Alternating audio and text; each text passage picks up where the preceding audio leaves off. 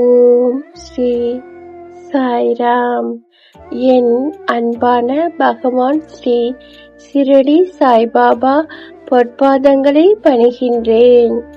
என் அன்பான பகவான் ஸ்ரீ சத்ய சாய்பாபா பொற்பாதங்களை நான் பணிகின்றேன். ஸ்ரீ பகவான் சத்ய சாய்பாபா அவர்கள் 7/4/2024 தேதி புரிய அருளுரை தனிமையில் மற்றும் ஆன்மீக முதிர்ச்சியை தேடுவது ஏன் அது அர்த்தமற்றது.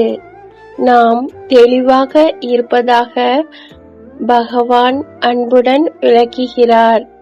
உங்களை ஒரு அறையில் அடைத்து வைத்துக்கொண்டு கடவுளின் படத்துக்கோ அல்லது படத்துக்கோ தூபம் மற்றும் மலர்களை போடுவது, அவருடைய மகிமையை பாடுவது அல்லது ஓதுவது ஆகியவை உங்களை அறியாமையில் இருந்து விடுவிக்கும் ஒழுக்கத்துக்கு மிகவும் மோசமான மாற்றமாகும்.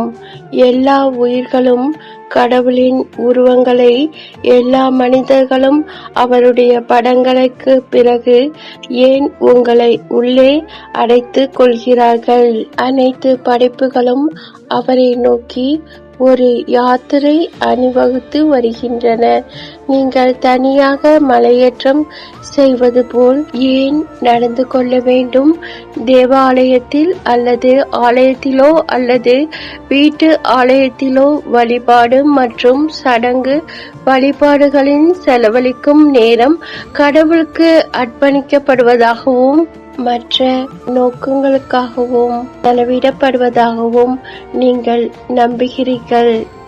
ஆனால் நீங்கள் கடவுள் மற்றும் மனிதனின் பகுதிகளை அப்படியே வரையறுக்க முடியாது. கடவுள் எல்லா இடங்களிலும் உங்களோடுதான் இருக்கிறார். வாசுதேவ சமிதம். இதெல்லாம் கடவுள் ஆர்வத்துடன் தேடுபவர்களுக்கு இந்த பாடம் கற்பிக்கும் பள்ளிதான் சமூகம். ஸ்ரீ பகவான் சத்ய சாய்பாபா கூறிய ஆசீர்வாதத்தை கேட்டோம். அருளுரை பதிவில் கேட்ட அனைவருக்கும் நன்றி. வணக்கம்.